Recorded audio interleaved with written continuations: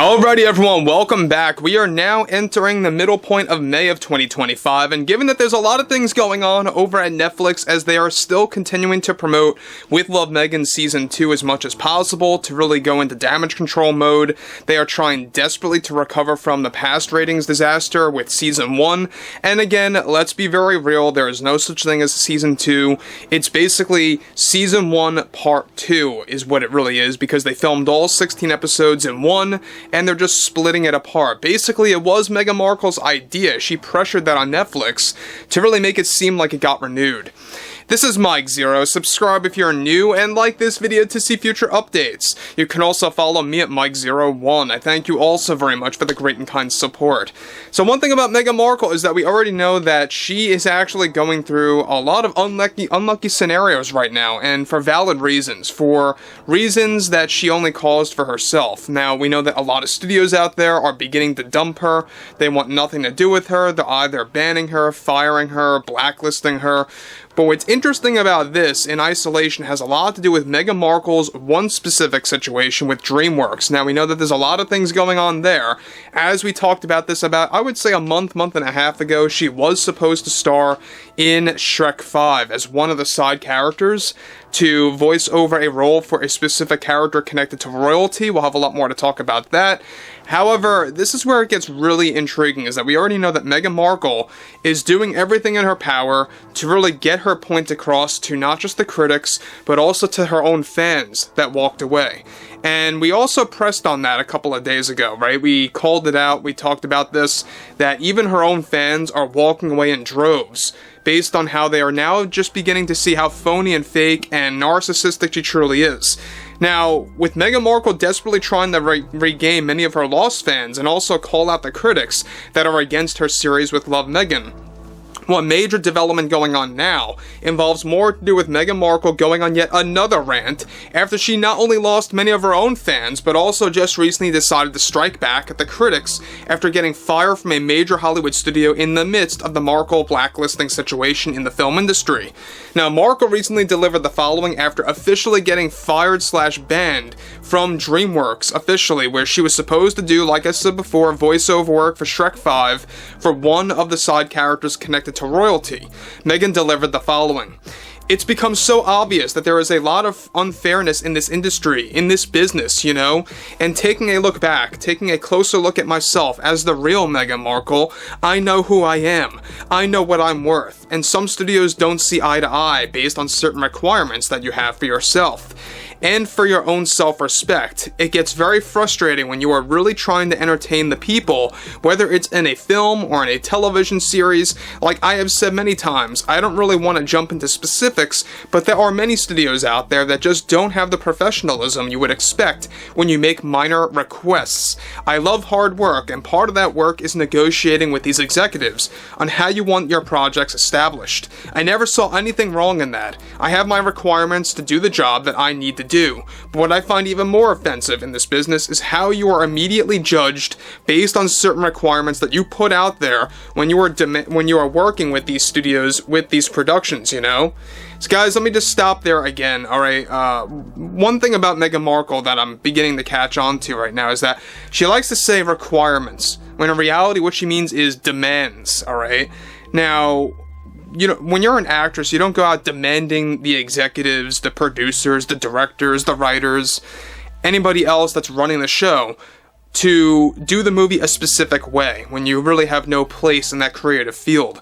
That's exactly why studios like DreamWorks decided to just say, yeah, you know what, let's flick her outside of the window. We don't want anything to do with her anymore. Let's just get rid of her. Let's not work with her anymore.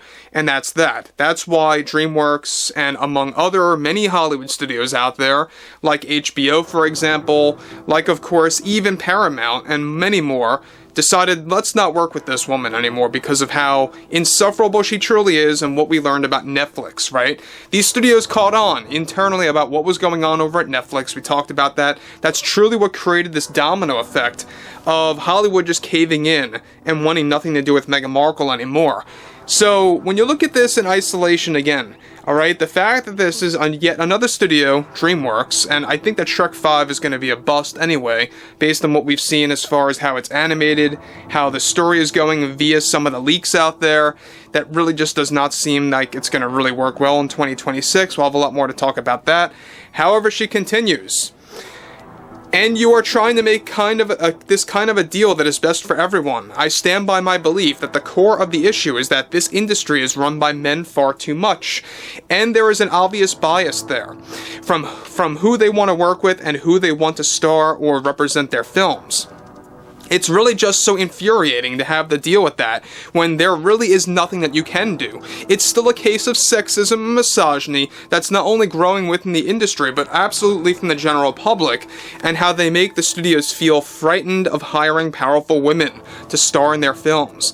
Again, there she goes blaming the general public as if we have like this almighty power over the studios to convince them to be frightened of who stars in their films, where really, guys, it's been quite the opposite for so very long, where studios have been neglecting the audience, neglecting the general public about who stars in their films. So that's really another big lie. So look, we know that there is, yes, this major turn of the tide. It's going to take a very long time for it to fully recover, if even at that. But we see a lot of these studios getting rid of DEI, getting rid of ESG, all this nonsense, all these agendas that really just are not a good business model. But you have some studios that are still latching on to that, like HBO and Disney and some others out there. She goes on to actually conclude, whether it's on camera or doing voiceover work, I think that what she's alluding to right there is Shrek 5 again, it would benefit them greatly. We need to seriously take a step back and realize just how toxic not just this industry has become, but it's really coming from the people, common moviegoers, and those that watch streaming that expect only one demographic to be dominant in all of these roles. Of course, she's saying in a very very indirect way that, yeah, people only want to see men in movies or shows. That's really just not the case. That's not true again.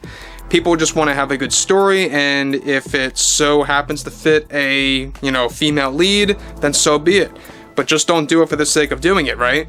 She goes on to continue again, I can only hope for sudden change if we all decide to really continue to call out all the wrongs in this business, and how it truly is just unfair. It was never an industry that was fair to one demographic, and we need to change that.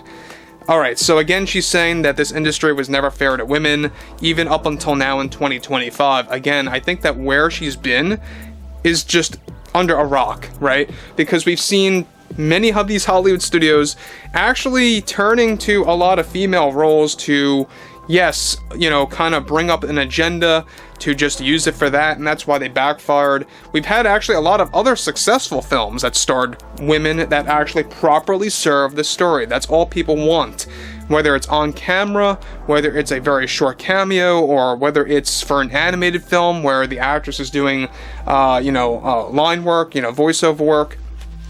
Again, I think that Meghan Markle, if she were to star in Shrek 5, it would have been another disaster point, because nobody wants to see that name connected to any movie, nobody wants to hear her voice in any movie, and Shrek 5, it's already dealing with a lot of issues as we speak. We've talked about this briefly about 3 weeks ago.